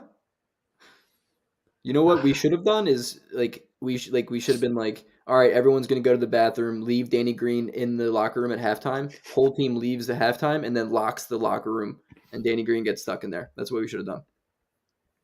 I agree with that, and also don't full court press him. Yeah, there was one point where we had him trapped at half court. Like what? All you had to do was throw it to what's his name in the paint. The guy was wide open. And it just so happened Tobias Harris was the one that had to make the decision right there, and he made the wrong one. Wow, Tobias Harris made the wrong decision? Yeah, there's so much. Like the spacing, we all of a sudden became the 2019 Sixers again, which was disgusting. I hate that so much. Because at least without Ben Simmons, we lose, but we don't lose ugly as bad as we would with him. And we went right back to that. And then we full court pressed Luka with Danny Green. What evidence has Danny Green given this year to let Doc Rivers have confidence in him? He was hurt. He was literally limping in the third quarter, and we're like, all right, let's put him full court press against the best player in the world. Yeah, good idea, dude. Why Philly are we Sports so Talk unathletic? Podcast. What's up? We are so unathletic. That's the thing, man. Danny So, dude, when you say like, shouldn't Harden and KD be enough to win? Like, no, man. Like, it takes so much more than that. Two guys can drop 40. You got 80 points. Congrats, man. What else you got? Yeah, but the Nets have like weird athletic players on their team, like Claxton. Just like, I don't know. I'm just saying, if Harden was the level like he used to be, but he's not that, and I think Sixers fans think a majority of them think they're getting that. You know, I just think when he was that, he was dropping 60-point triple doubles. But again, you still need a DJ, team around you. That I can take agree you with you. the Getting championship. Harden makes sense. I'm fine with it, but I don't like it. He's Just not 'cause prime I'm here. Harden, but he's good enough. We have Joel Embiid. All right, this is one We thing that I just think. need another really good player. Listen, I think Brooklyn really has struggled because defensively they're shit. All around they're dog shit. They don't have anybody that play. They're like, Kyrie hey, is a Bruce good Brown. defender, though. They're like, I said hey, that from Bruce the Brown. jump. No interior Kyrie's defense, underrated no defender. bench. They got nothing. They got three Kyrie's played, like, guys. how many games this year? He don't But I'm play. saying is like Kyrie's not in the NBA anymore. Dude, their best defender is like Nicholas Claxton, who is how compare him to Embiid's interior He's as skinny defense. as me, though. And yeah, right. And Bruce Brown, who's like a 6'4" guy that they run out at center. They have Blake Griffin. They have LaMarcus Aldridge. Their defense is terrible. And Steve Nash Philadelphia is bad, too. Yeah, well, he doesn't. I think he has his hands tied. He has too many egos in that locker room. He's just like, go out and do whatever you want to do. But Sure. I think Philadelphia is better defensively. I mean, we can make up for that more. And I think I honestly think it's a better fit him in Philly than him in Brooklyn. Like Brooklyn, the fit is terrible. They were just like, let's go out and get 3 generational guys and see if they can put it together. And they didn't. They failed. Come to Philly. People call it right. They gave up all of the. You're good enough with 2 of those guys and keeping some role players instead of trading everybody to get a third superstar. Like they traded Jared Allen in that James Harden trade. They traded a lot in that James Harden trade. And now James Harden's going to leave. Jared Allen just put up 33 and 20 last night. The guy's an absolute stud. Like it just does. Their role players are important. They are important. Yeah, especially in playoff. We make the deal. Are we championship or bust? If we make the deal for Harden. Yeah. Are we championship or bust this season? With Harden. Yeah. No, I don't think there's enough time in the second half of the season to expect that. I think so. Yeah. I think we have to be if we're making that move. Yeah. Dude, I see the Sixers now as like, not obviously this team, I don't think we're going to go that far at all. But with Embiid's prime and this window, like it has to be championship or bust. Because if it's not, what are we doing? That's true. Yeah. We might as well be the Portland Trailblazers if we're not championship or bust. And they just oh shit! See, I hate that expectation. I feel like Philadelphia teams with that expectation. I love that expect. Do you know how tired I am of watching this basketball team? I hate it because I agree with both I want you. this big change so bad because I'm so tired of watching this basketball team. I don't like anyone outside of Embiid and Maxey. I don't like any of them. I like Niang. I like Niang. I was just gonna say that. I dabble Niang. with Niang. But games like this make me say, like, I just need a big change. I need a big change. Please do it. Please do it. Please do it. Yeah. I mean, we need one. Like, it's not working. You get what I'm saying, Greg, though? That championship or buzz? Oh, 100%. Yeah, 100%. Because look at the Eagles. The best thing that happened to that team, Carson Wentz going down, we're like, all right, no expectations. And then we won the Super Bowl, and we were like, oh, shit. Underdog mentality. It's the Philly way. I hear you. It's blue collar. I think we have a better chance with this roster than if we get Harden and then the championship expectations are added and added pressure goes on to Embiid and then added pressure goes on to Doc Rivers, who loves choking, and added pressure goes on to James Harden, who loves choking. Dude, Rivers is going to choke regardless. I know. The last time James Harden tried in a basketball game, he had a 33-point triple-double. You need that was a couple games ago. It was just a couple of games ago. You need another guy that the defense says, how are we going to stop this guy? We don't have another guy. I don't think they do that anymore, to Harden, because I think Nah, dude, don't let Brooklyn's stomp, dude. I think Harden was the one dude was like, all right, I need to take a backseat. Let Harden come out in Philly and be like, all right, I'm the man again. I don't think he likes being in Brooklyn, having to play second, third fiddle. Like, dude, that's not who he is. I'm just saying, I think Embiid is that one guy on the team that everyone's like, how can we stop this guy? You need a second guy on the team that everyone's like, how can we stop this guy? Because you saw it tonight. They put everything in strategy-wise to stop Embiid, and that's it. A zone, double, triple real fast. Nobody can shoot. Nobody's going to shoot. Everybody's going to catch the ball and stand there and stare at each other. It's just. I agree. I'm like Harden on an off night is like 15, 10, and 10. 20, 10, and 10. That's 10 more. That's 7 more rebounds than Tobias Harris. Rob, but you can hate Harden. I hate him too. Yeah. I'm hating. You hate guys him. are making a lot of sense right now. I've hated the way he's played the game. I've hated the way he's played the game for so long, but I need him on this team in the next 5 days. Yeah, but the thing is, I'm telling you, that's the kicker. It's within the next 5 days, because the longer we wait, the more I talk myself out of it. I'm telling you, if we get him, we're not going to win with him just because he has that mojo of he's just one of those guys that's not going to win. That's my feeling. I know he's a fucking walking bucket. And I know we need a walking bucket. He's also leading the NBA in like assists. He's never played with Joel Embiid. But I'm telling you, he's not winning by himself. He's winning with Joel Embiid. I think his fit's better with Embiid than it is with KD. I think that's like almost undeniable. So, Joseph, the most factual comment I've seen all night. You guys got to talk me into it, because I'm just scared that we're not going to win with him. And then what do we do? So what's your better than move? Ben sitting on his ass? There you go. I don't know. I don't know what it is, because we got Tobias, we got Doc Rivers. I don't think there is a right move. I think we're screwed. You can get to fixing a Rivers problem without firing Rivers, though. I guess getting James Harden. And if you trade Ben Simmons, a guy who literally isn't even in the city of Philadelphia, Lord knows what he's doing, and Danny Green, who I wish we could just tonight leave on a plane and just never see him again, for James Harden. You don't have to no matter how bad Maxey. Harden is, it makes our team substantially better. He's a top 15 guy. On his worst night, he's a top 15 guy. Is he a loser? Yeah. Is he fat? Yeah. Do I hate him so much? But he still would be really good for our team. Imagine Embiid. It's the best player Embiid would ever play with. Look what he did with Jimmy Butler, a dude who can't shoot the 3-ball. And you get to keep Maxey. Shoots the 3-ball. Yeah. And if we can still keep Maxey, dude, sign me up. I will drive to Brooklyn, since I live in Queens, and I will pick up James Harden. You hear that, James? If you're in the chat, let me know, dude. I'll gladly go out. You got to take him to a strip club before. Yeah, dude, me and Harden, that dude's probably got so much money. Yeah, I'll be throwing quarters. I'll throw quarters at this chick. There's not good ones in Philly. He's going to be disappointed about that. I've been to him. He's not going to re-sign with us either. He's going to Miami. There's no way he wants to live in Philly. That's another reason I don't want to trade for him and then another Jimmy Butler situation. Dude, I don't think Harden's happy wherever he goes. That is true. We have been through that. Fat dude. But let him be grumpy and win games here. I think he wants to win. He wouldn't have went from Houston to Brooklyn if he didn't want to win. He would have stayed in Houston. It's awesome in Houston. Seriously, when it comes to the strip club scenario, dude, Houston's the place to go. I mean, South, nice weather, all that. He wouldn't have went to Brooklyn, New York if he didn't care about winning. But Romp, we trade for him and he doesn't resign. We basically just cut Danny Green.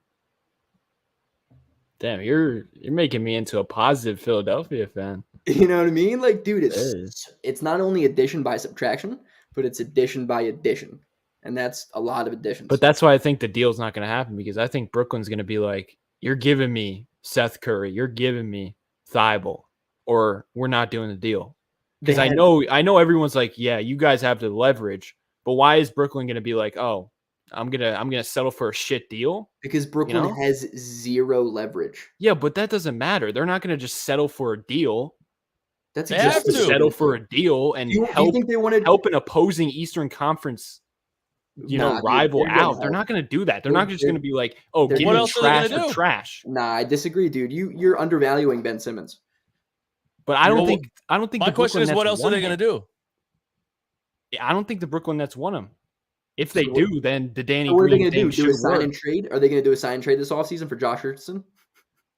I don't know. But I don't think Brooklyn would just be like, okay, I'll take Danny Green, I'll take Ben Simmons. If But they what else are they going to do besides that? they're just gonna let Harden walk. Because Nah, why help dude. the Sixers out a No rival? shot. No shot. Teams don't do that anymore. If Yeah, you're not but the why Kings, help the Sixers out? You don't get my logic? Am I like because it's not No, just you have helping to them get out. something in return. You're not going to choose you're to let yeah, him getting but Ben walk. Simmons. if you don't want Ben Simmons, if they don't want Ben Simmons, then what's They- the point of helping the Sixers out?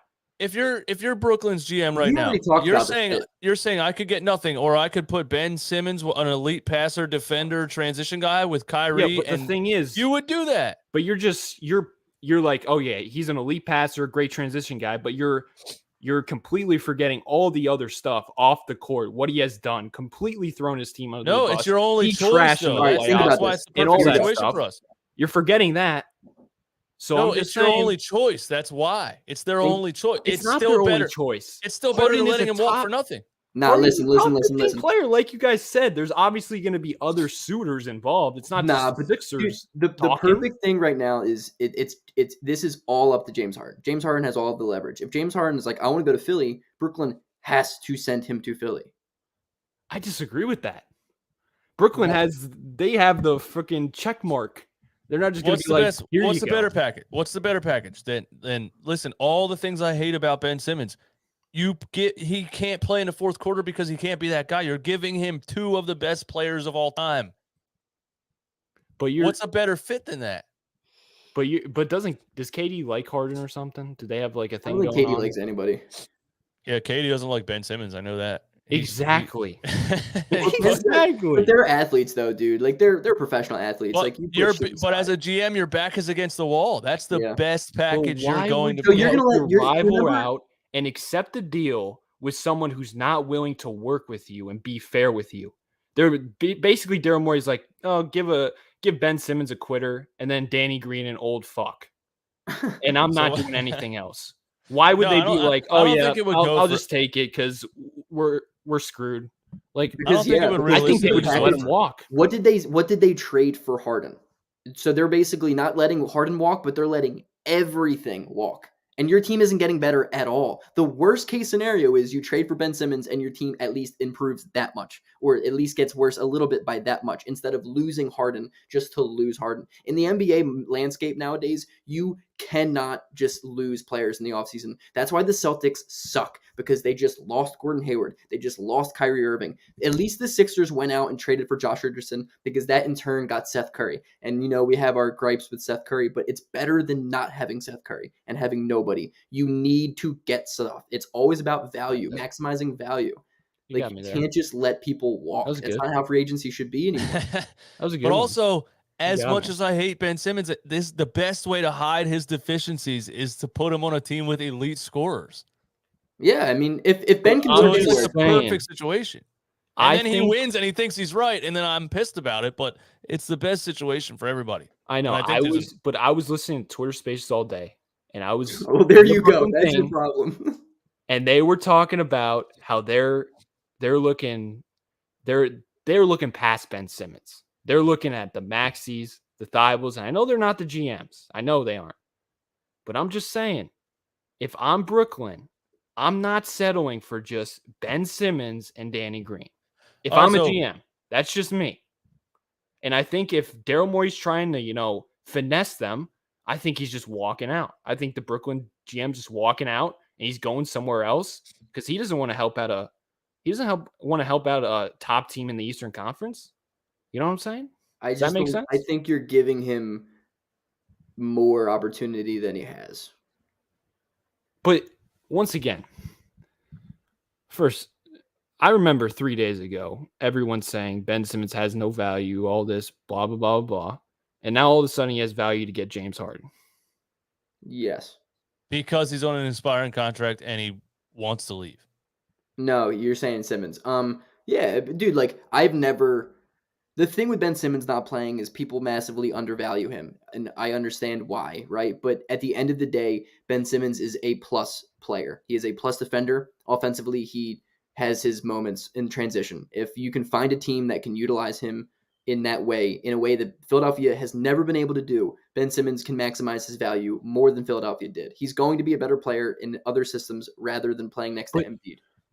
But that's a big what if. But it's not. That's a big really what if. It's Simmons been has done. 5 years in the playoffs where he's been trash. So But- why not just ride it out with Harden and bring back Kyrie, be a part-time player, and do that rather Because than neither of them trade are for gonna come Ben back. Simmons, who hasn't even played. Neither of them at are going to all. come back. Harden's not going to come He back. hasn't touched So the you're- floor. He's so shown you're- no you're- willingness to play. We're talking about if Harden wants to leave. That's what we're talking about. Like, you don't have the but I'm option of saying bringing as him a back. Brooklyn Nets GM, why am I taking a risk for Simmons? Okay, let me When ask I you a have question. James Harden, KD, and Kyrie available, I know it's their circumstance, but why am I taking that chance on Simmons, Kyrie, and KD when I just have Harden for the rest of the year? Let me ask you a question. So Kyrie Irving and James Harden are both expiring contracts at the end of the season. Would you rather trade Harden for Ben Simmons and maybe Kyrie resigns, or are you willing to take a risk on only winning it this year and losing Kyrie and Harden for nothing in the offseason? Wait, repeat that. I kind of zoned out. All right. Kyrie and Harden are both expiring deals at the end of the year. Are you All right. willing to trade Harden for Ben Simmons? Or would you rather go for it this year with the Nets team as is, and at the end of the season, if you don't win it all, you lose Kyrie and Harden for nothing? I'd rather just go for it all than doing the what if They're on game a for Ben 7-game Simmons. losing streak, dude. They're the 8th seed in the Eastern Conference right now.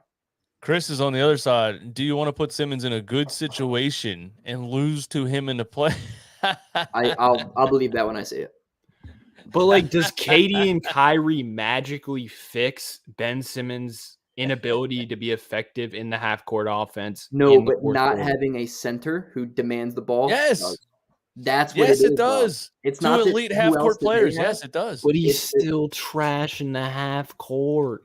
He Yeah, but doesn't it's- have to have the ball in the half court. And you're Ben talking Simmons about in the dunker James spot? Harden being an elite ISO player, all this. So why would you give him up for a guy who has shown no willingness We're because you step saying have, on this the assuming court he wants to and leave. have be a two guys. trash teammate? you have two guys that already do it. You already have two James Hardens. It's not as much of a loss for them as it is for other teams. You have two of the generational ISO scorers. You have KD, dude. He's the greatest scorer of all time. You don't need Harden. You really don't. You need defense. You need somebody who can stop the best player on the other team, which you don't have, and Ben Simmons does at a high level. And you need a dude who can at least play the dunker spot. You can put Ben at the 5 for Yeah, all they but care. this is Yeah, a team that was small ball supposed. 5. Run him. This was a team that was supposed to run the East for years. That's what their fan base is thinking. Yeah, that was before they got together. And So why realized is the this was GM just going to be like, oh yeah, I'm going to trade Harden for Ben? Because he Simmons, who realized we hasn't were even been right. there? Because they're bottom 5 in defense every single season. I'm just playing devil's advocate here because like all of a sudden Ben Simmons getting all this value out of nowhere. No, but really not. I mean, dude, look at Morey. Morey's like, if he's not a top 25 player, I'm not But trading. like, That's his so point. He's trying to remind you of the value. so you're telling me you want to run it with Ben Simmons, KD, and Kyrie rather than Harden, who you guys are saying is a generational scorer and great in the play. Well, not great in the playoffs, whatever. Harden, KD, and Kyrie. Why not give it one more last chance? Because when they were healthy in the playoffs last year, they probably would have beat the Bucks. because That- they've played 16 games together. James Harden doesn't want to be there, and I'm not. I just don't know. Hey, Romp, He you thinks keep the risk ignoring the is fact worth that James Harden doesn't want to be there. There's no if Yeah, but we're that doesn't saying this- matter. We're It saying does. this assuming Why does we're the saying that- GM? Why? Ben's there for 4 years. No, we're dude. saying this assuming there's not another chance of bringing James Harden back. Nobody would choose Ben Simmons over James Harden. It's Not even that listening. it's that they're going to be forced to have to choose, and that's the best package available. See, Yeah. I'm role playing as the Brooklyn GM. I'm forcing James All Harden right, back. so Why James is Harden James wants Harden out. just get to all of a sudden be like, oh yeah, I'm not playing? Like 'Cause that's it's like James what Ben Harden. Simmons is doing. Because that's Ben how Simmons can't do that because he's not good. the James player Harden can empowerment, do bro. that. it's But player empowerment. Why would the Nets GM allow that? Why can't he have big boy balls like Daryl Morey? Because it's not. Now I'm because turning their into a position, Daryl Morey dude, fan. Dude, we And I had hate Ben his Simmons. NFT ass. We had Ben Simmons for 4 years. If Ben Simmons was an expiring contract, he would not be in Philadelphia at this point. I promise you, he would have been traded in the offseason. I promise you, he wouldn't have the asking price that he has now. But the thing is, they didn't have Kyrie in the beginning of the year either. Remember that? And they were first in the East with Harden and KD. KD got hurt, and Harden started bitching because he can't win on his own. So as a GM, you're looking at it logically. When KD and Harden were healthy, they were the best team in the East, were they not? So why should I just give them up? Because he wants to leave. Yeah. But That's why what does I'm he saying. want to leave That's all it. of a sudden? I don't know. I don't Ask know. him. We're not You're, talking you're about the that. GM. Have a sit down and talk to Harden. I want to like what? That's why I don't. It doesn't. They're going to be asking for more I than don't think Danny it's a Green secret. and Like Ben I don't Simmons. think player. I don't Well, think it players. depends, Romp. I think They're a week not just ago, going to be yeah. like Danny Green is okay and Ben Simmons is okay. That's my thing. They're not going think a to week do that. I'm ago- telling you. I think a week ago, you're right, Romp, but I think it's changed. That's the player empowerment. Players go wherever the fuck they want to go. That's how it works. And if a player comes out and is like, I want you to send me to this team. Why are people saying I If don't Ben like was on, Harden? if Ben was on the last year of his Yo, deal, Romp. if Ben was on the last year of his deal, there would be no threat. He would be traded at the trade deadline. If he was on the Yeah. last year of his deal, he'd be traded. Yeah. You have to get value in get return. You what have to. you get what I'm saying. I'm Yeah, I get what putting you're my saying, but head that's into not a how it Nets. is. Do you get what I'm That's saying just- though? Yeah, but that's Players, not what's how going to it happen is. too? Here's what's going to happen too. Players don't. It's not like he's going to keep it a secret and be like in the back of his mind. Well, I'm going to leave at the end of the season, but I'm not going to tell anyone. He's obviously going to go to the office and be like, "Hey guys, listen, I'm letting you know I'm fucking leaving at the end of the season." That's what happens. Players aren't assholes. Like they're honest with you. They're like, "I'm going to give you a chance." That's why sign-in trades happen. I'm going to give you a chance right now to get something in return for me because I'm getting the fuck out of here. Like that's what happens. I'm gonna say this: Harden's a bitch. It's like the same. It's So is basically the Ben. same thing as So the is Ben Ben. Simmons. Trade a bitch It's for a like- bitch. It's trade bitch for a Personality-wise, bitch. sure, he's way better than Ben Simmons. So I'll That's trade true. him. He's a better fit too. I'm But just. Straight up. James Harden at his worst is better than Ben Simmons and wherever the hell he is. I mean, I just don't get like they were the first in the East, and now Kyrie came back, and KD got hurt. That's the biggest thing. And now they suck, and now James Harden's just I went out, and now we have hope. I mean, haven't we done this before with Kawhi Leonard? Everybody, every superstar at the Dude, deadline, and then it never compare. happens. You can't compare. Daryl Morey and James Harden, you can't compare. Oh yeah, they do It's things nothing behind like it closed is now. doors. Morey has done more. We were that close last year to send in Maxey for him, and then he was like, "Nah." And how That was much a shit good did move. Daryl Morey get? If Daryl Morey can find a way to get James Harden and keep Tyrese Maxey, he's a genius. And I want everyone that has ever Yeah, doubted him. I to be will. backwards. I'll get on my knees. I will. If he pulls off a Ben Simmons for Danny Green, I'll get on my knees.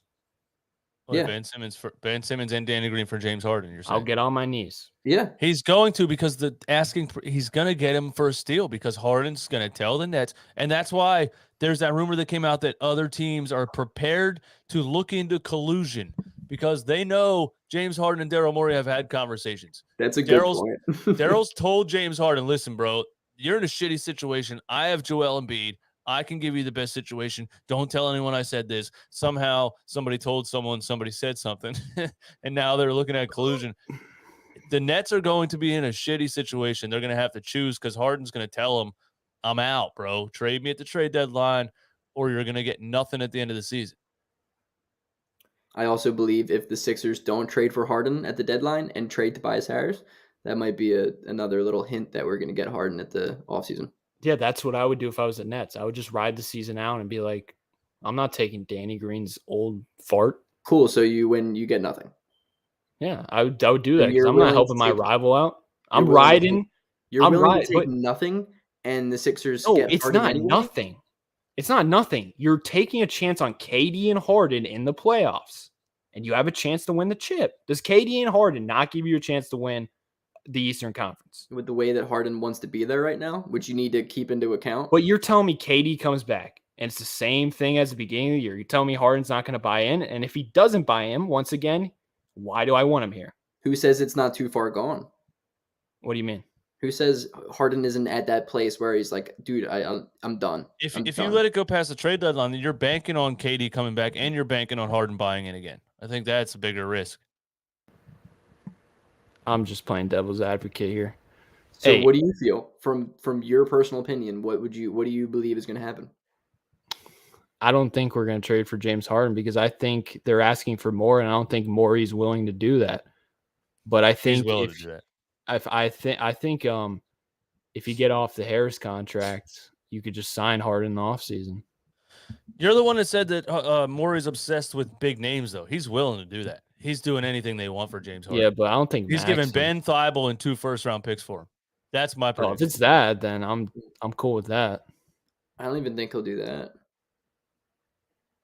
I think, dude, I genuinely think Morey believes like he's going to sleep at night and he's dreaming of Harden in a Sixers jersey, and it's real life to him. Like there's no. He thinks other players don't exist. He thinks other players are random players. That's what he says. He's 100% sold on the fact that Harden's going to be a Sixer. I think it's happening. I think it's happening in a couple days, man. I think so. Got to deal with it. I think so too. I didn't believe it until tonight, and I was like, "Yeah, I'm done." I think so. I'm on board. Listen, this little conversation debate thing was an amazing way to end the stream, and I'm gonna clip that out. I'm gonna clip that out and post it by itself because that was great.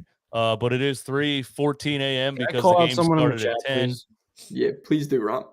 Yo, hey, get off my fucking dick, please. Who? He's been on it all night. Just get off it. Call me a hater. Say his name. Hey, get off my. His name is A. Get off my dick. I thought you were saying, hey. I've been reading them, and every comment's just shitting on Romp. All fucking night, bro. Oh my god.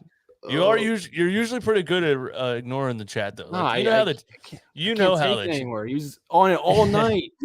You know how the chat is on YouTube, bro. If I'm an Eagles stream and I say Jalen Hurts sucks, the chat is just, you're an idiot. You're the dumbest person alive. And I'm like, whatever. Jalen Hurts sucks. What do you guys want me to tell you? He fucking sucks. I don't know. You know what I mean? No, but if A's listening, I don't mean it. I like it. I like the banter, but it's 3 a.m.